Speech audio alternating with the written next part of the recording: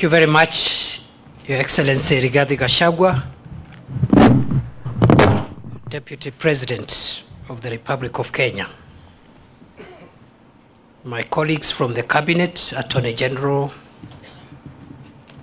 Justin Muturi, and my sister, Cabinet Secretary Rebecca Miano,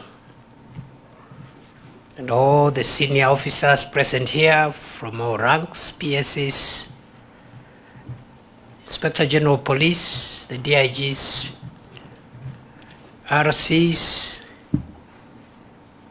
County Commissioners, and the rest of the senior officers present here.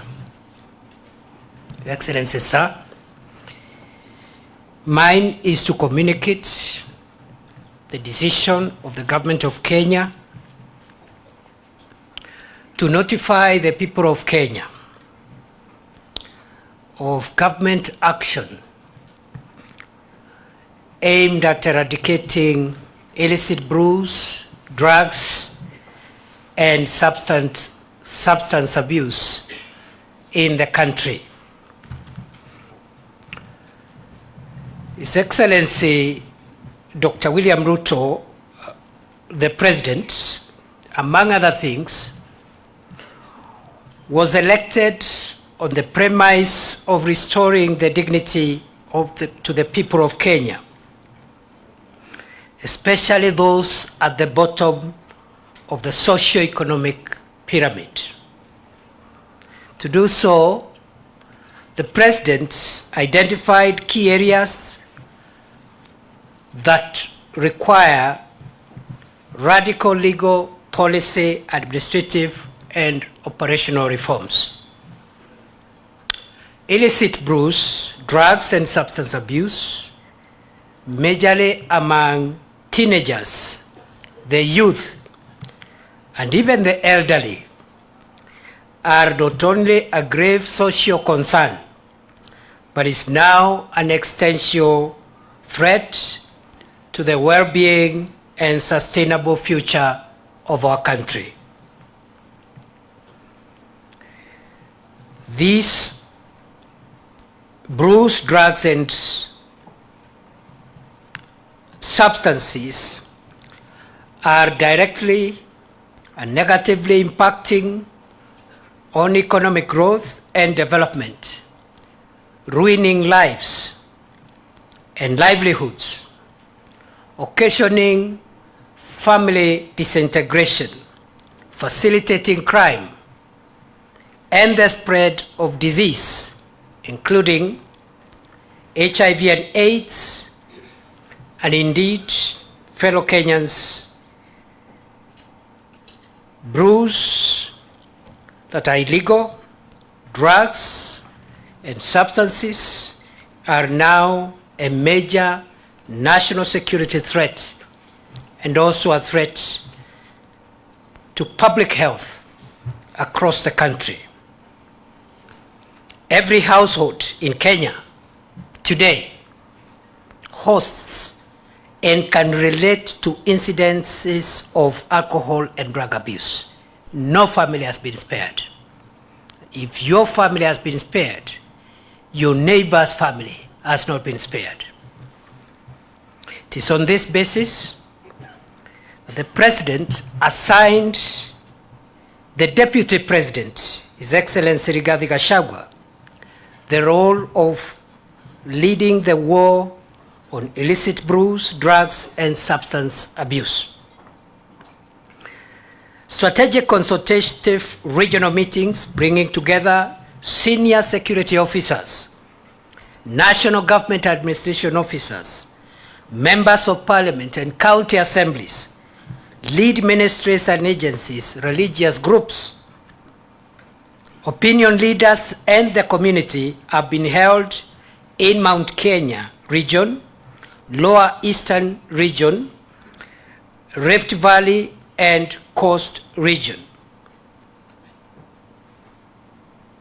Key regulators within the pharmaceutical and veterinary fields have been activated to similarly moderate the illegal and irregular use of regulated prescription drugs that have now begun to find their way among youth in Mombasa and Northeastern, and are now a leading cause of substance abuse.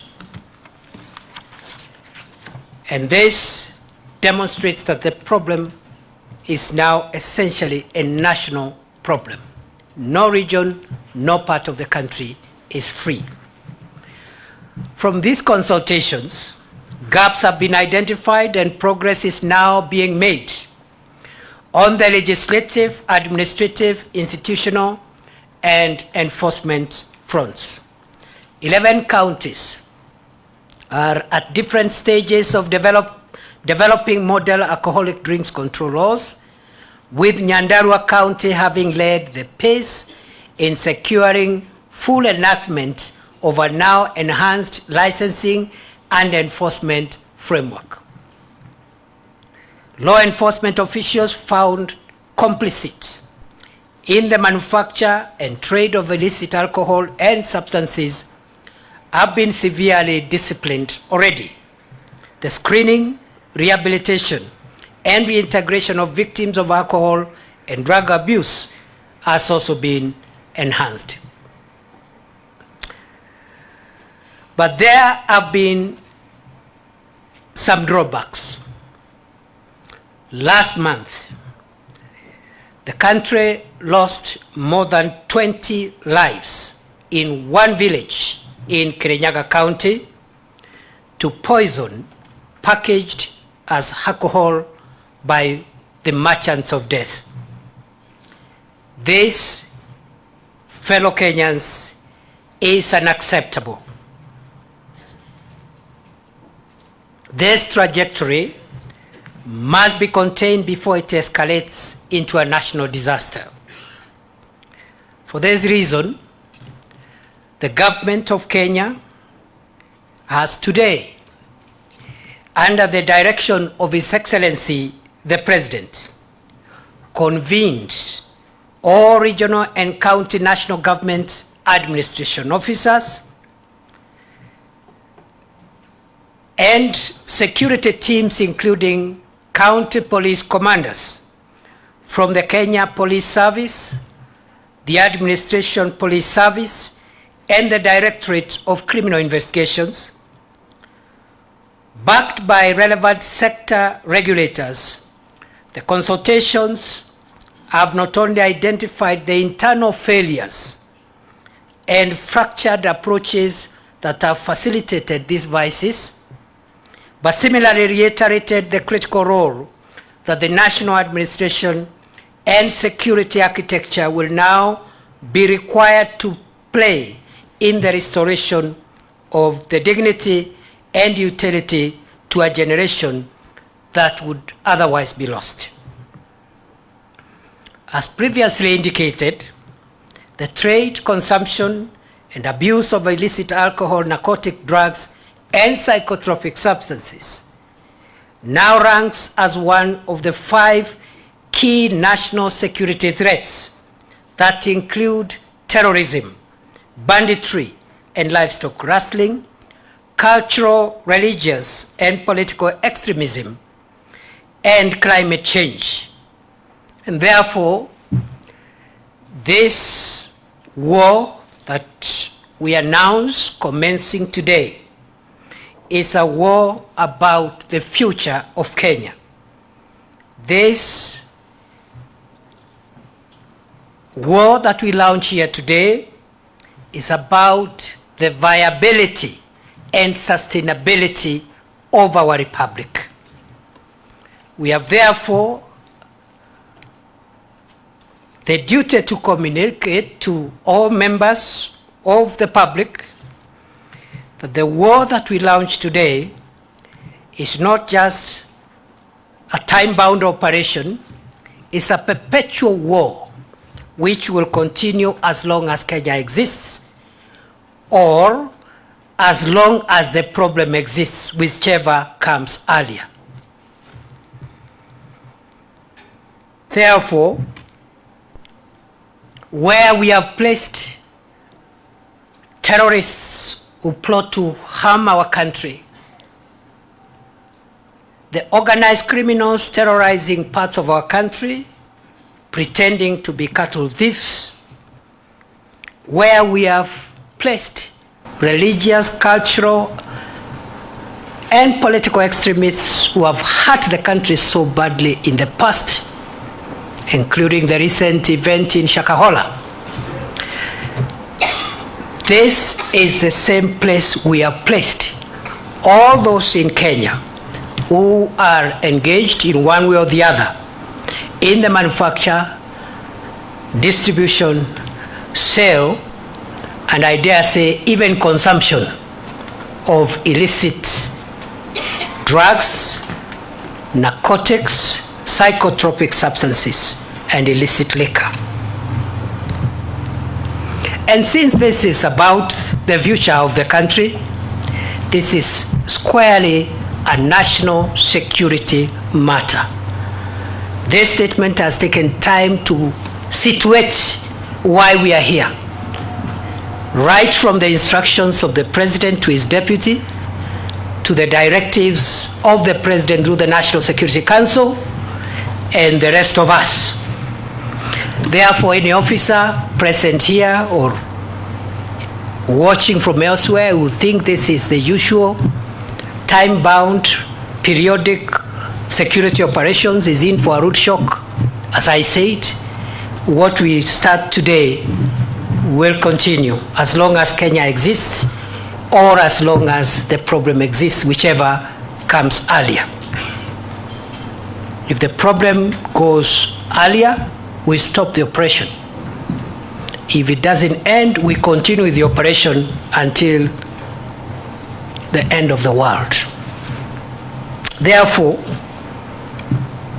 the government has adopted a national security posture in the management of this scourge.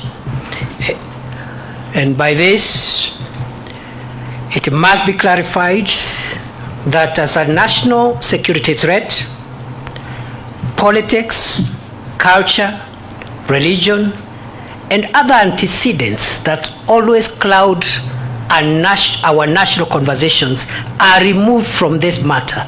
It is purely a law enforcement matter. It's not political, it's not ethnic, it's not religious, it has nothing to do even with the economics of our country. And some of the measures, you will understand, are measures that will include government losing revenue, if that will help us save the nation. In that regard, I am authorized to announce the following measures that will guide this very critical national survival exercise. 1. Pursuant to Section 42K of the Preservation of Public Security Act, all licenses and certification permits for second-generation alcohol and alcoholic beverage distillers and manufacturers issued by the Kenya Revenue Authority and the Kenya Bureau of Standards stand suspended with immediate effect.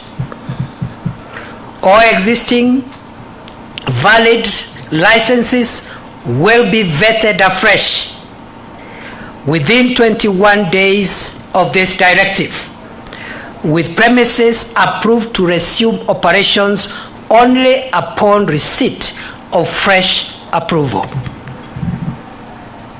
2.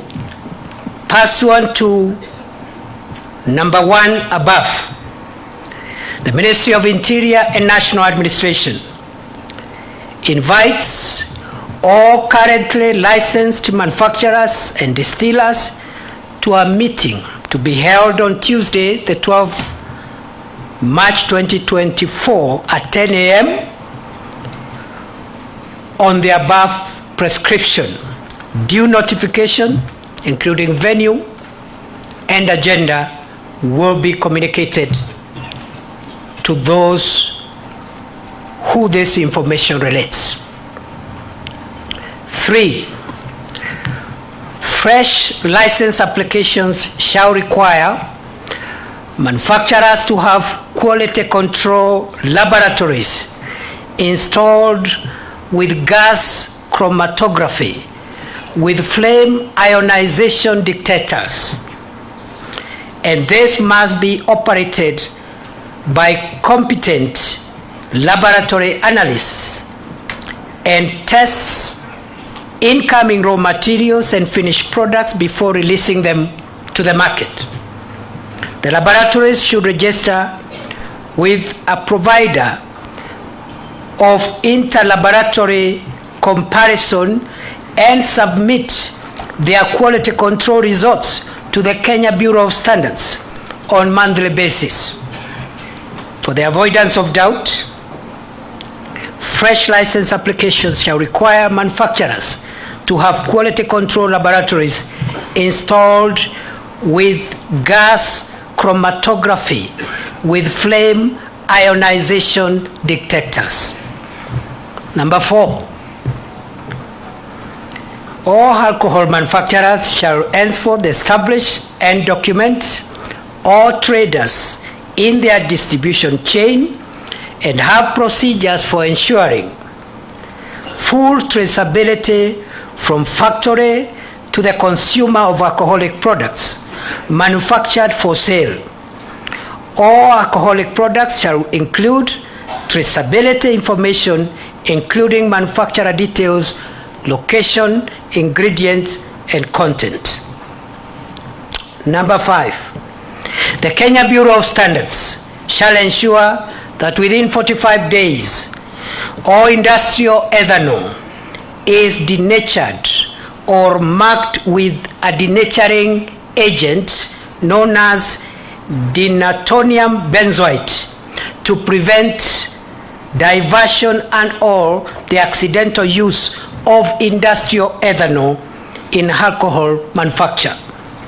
Number 6, any licenses currently issued to bars and other outlets, premises by county governments that are contrary to the provisions of the Alcoholic Drinks and Control Act, especially as relates to licensing premises within residential areas and around basic educational institutions, are declared null and void. County security teams are to secure and shut down and seize such premises with immediate effect. The licenses that have been issued contrary to the Alcoholic Drinks Control Act, which is national legislation, which supersedes county legislation. Licensing of bars which are in residential areas, licensing of bars next to educational institutions, all those licenses are declared null,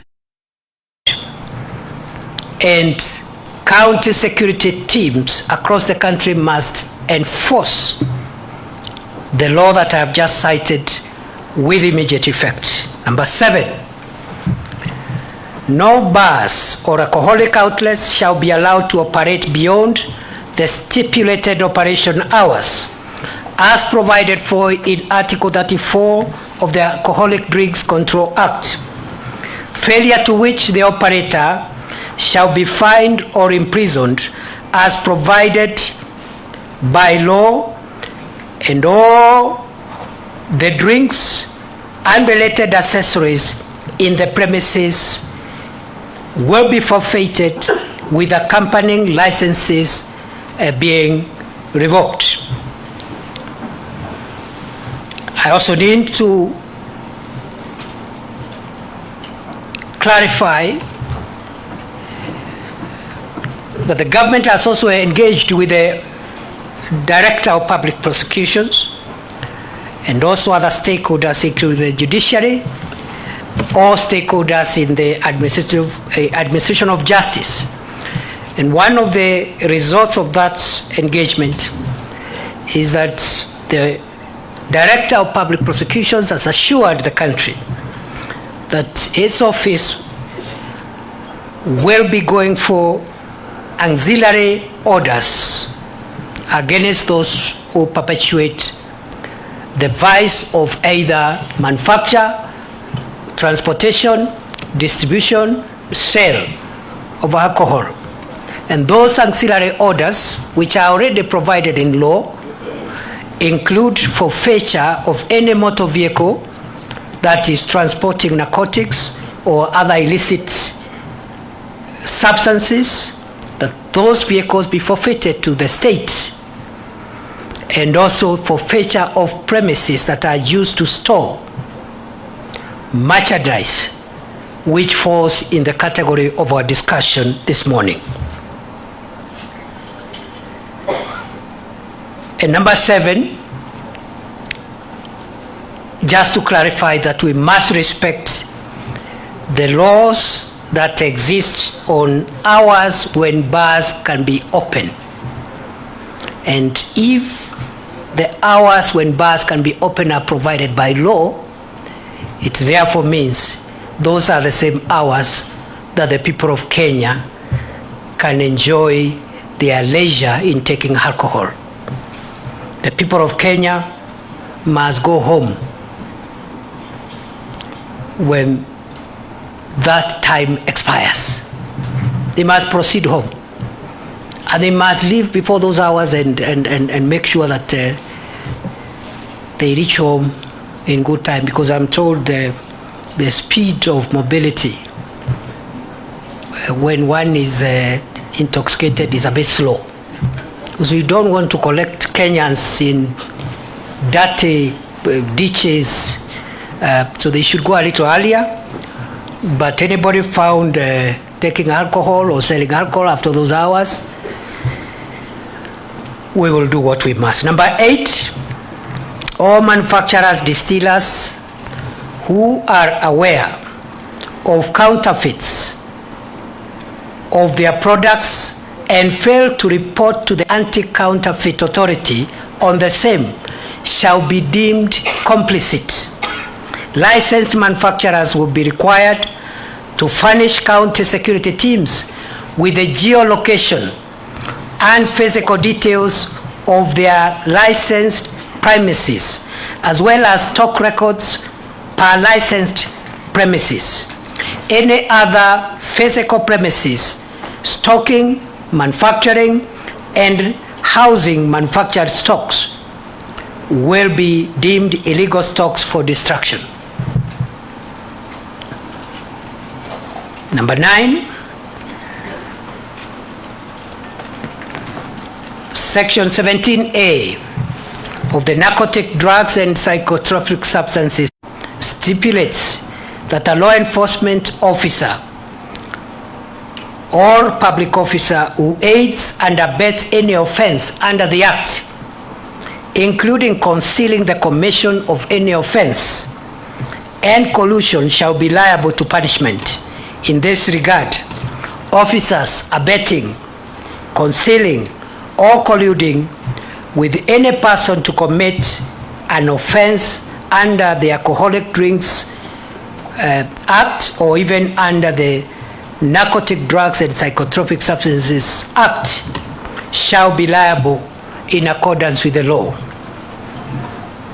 The policy has also been given that no person who undermines the interests of our national security will be transferred. No officer will be transferred if they are culpable of undermining our national security interests.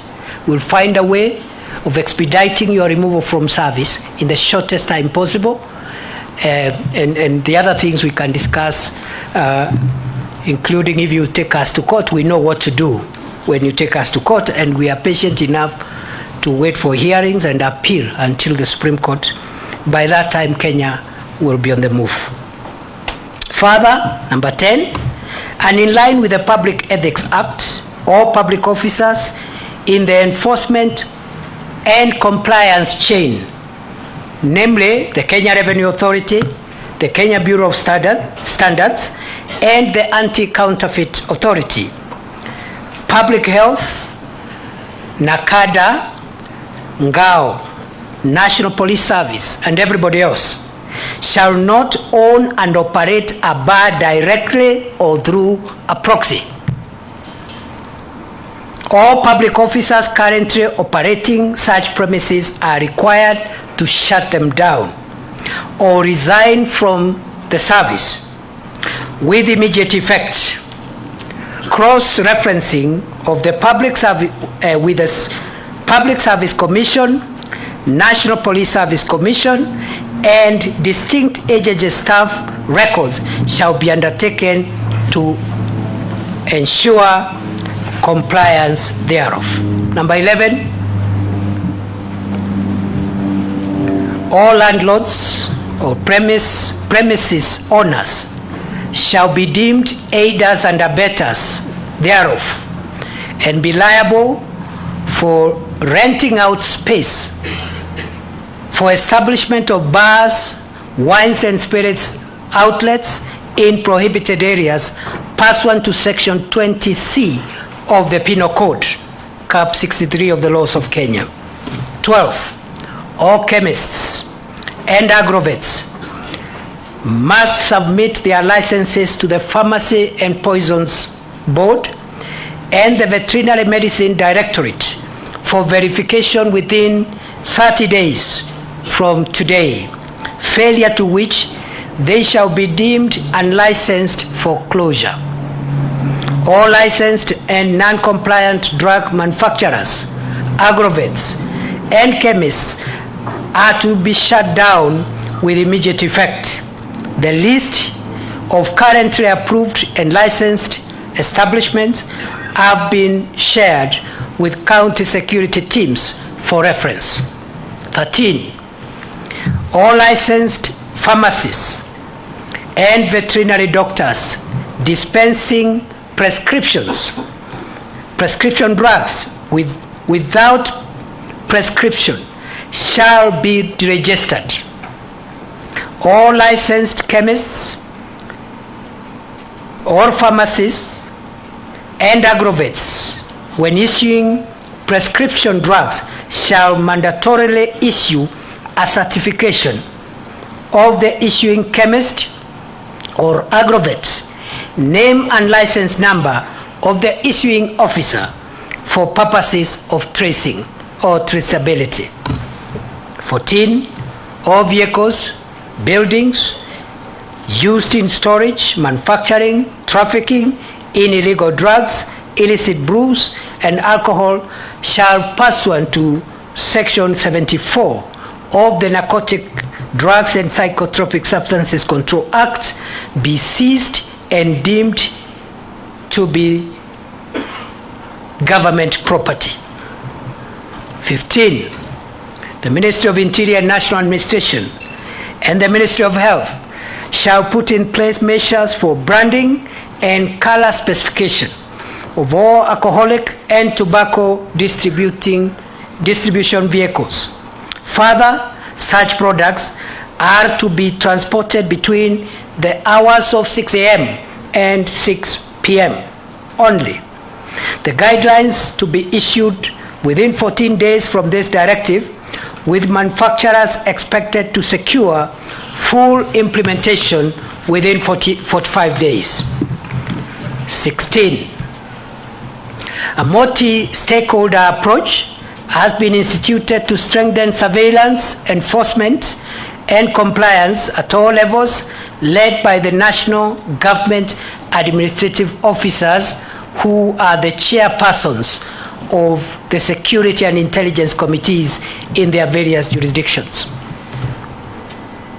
17. Surveillance at the border points will be undertaken through a multi-agency framework with key actors including the Kenya Bureau of Standards, Immigration, the Kenya Revenue Authority, the National Police Service, and the Anti-Counterfeit Agency. 18. To enforce compliance on package or packaging according to the Alcoholic Drinks Control Act, the Kenya Bureau of Standards shall within 60 days from the date hereof review the guidelines on minimum quality, on the minimum quantity of alcoholic drinks to enhance the same from 250 milliliters to 750 milliliters or higher. 19. All enforcement agencies shall undertake integrity vetting of all officers manning our border points, highways, and regional offices. Only officers of integrity and good standing will be appointed to conduct surveillance at the border points and highways, especially Namanga, Isebania, Moyale, Isiolo, and all the other affected areas. 20.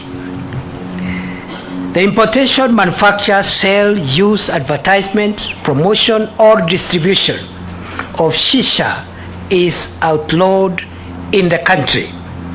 Any establishment found in breach of this provision will be shut down with immediate effect. County security teams are required to enforce this prescription without fail. 21. The labeling and packaging of all tobacco products in Kenya must comply with the provisions of the Tobacco Control Act of 2007 and the Tobacco Control Regulations of 2014. Products that do not comply must be withdrawn from the market immediately. 22. The National Treasury is urged to fast track the harmonization of custom and excise duty of ethanol within the East African region to prevent arbitrage within 45 days. Further, within 60 days, the National Treasury shall conclude taxation proposals towards the following: A, incorporation of a model of taxation based on alcohol content. B, review the taxation framework for beer and other non-spirituous alcoholic drinks to mitigate the risk of harmful effects. And C, mandatory adoption of digital Kenya Bureau of Standards and Kenya Revenue Authority stamps for all alcohol and alcohol-based products and the withdrawal of physical stamps. 23. The Ministry of Health is urged to issue directives for all level 3 and above hospitals to establish dedicated rehabilitation wards or facilities for victims of substance abuse, drugs, and illicit alcohol in line with the existing norms and standards and in consultations with the county governments. 24. Parliament is required to prioritize and fast-track the processing of all legislative interventions towards amendments to the Alcoholic Drinks Control Act, the Tobacco Control Act, the Public Health Act, the Pharmacy and Poisons Board Act, the Veterinary Medicines Directorate Regulations, and other accompanying regulations.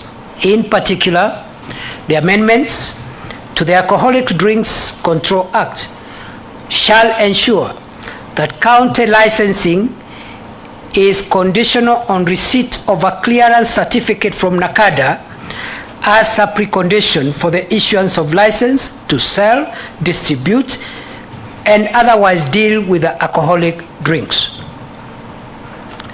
25. All county security committees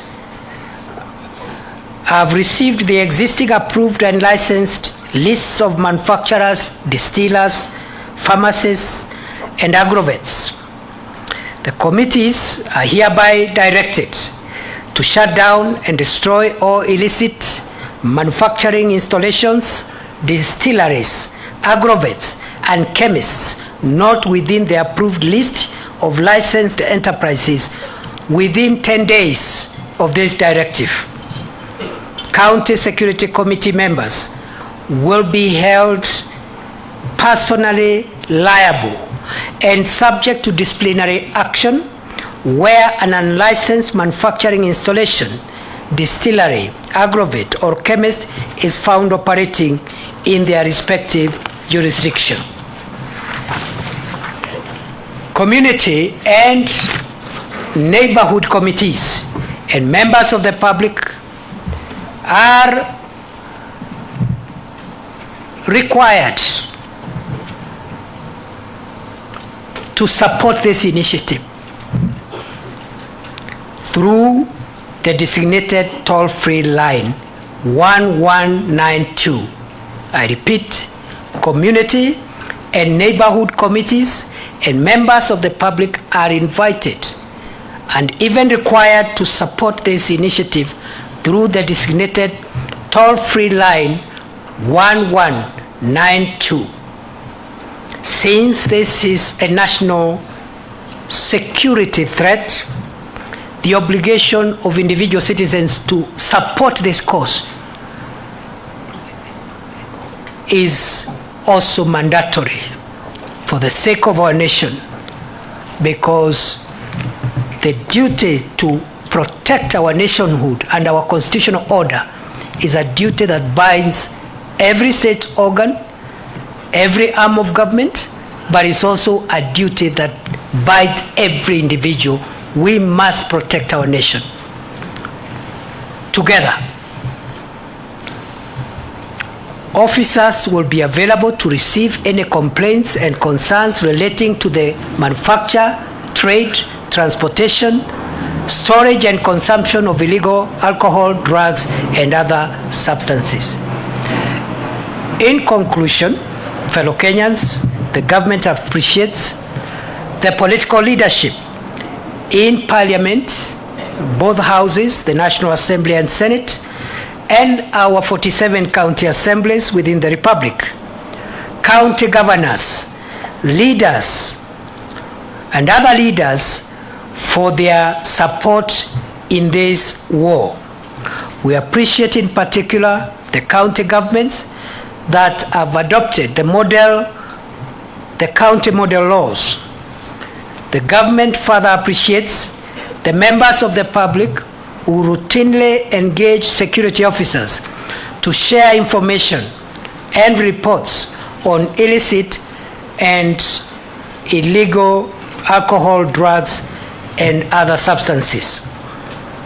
This administration has made it abundantly clear that illicit alcohol, drugs, and substance abuse will not be tolerated in any form whatsoever. The need to demonstrate this cannot be gainsaid.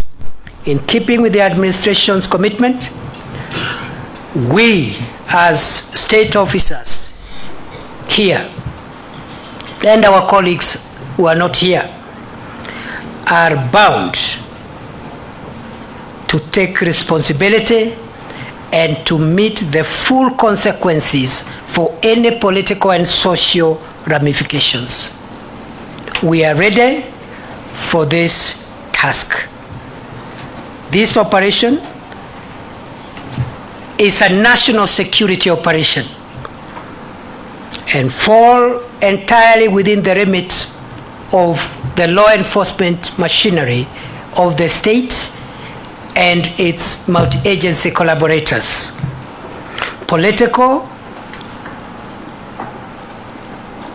business, religious, and other leaders are requested to abstain from interfering with this war so that we don't falter, as has happened in the past, because we must win the war. We must save Kenya. We must save our children.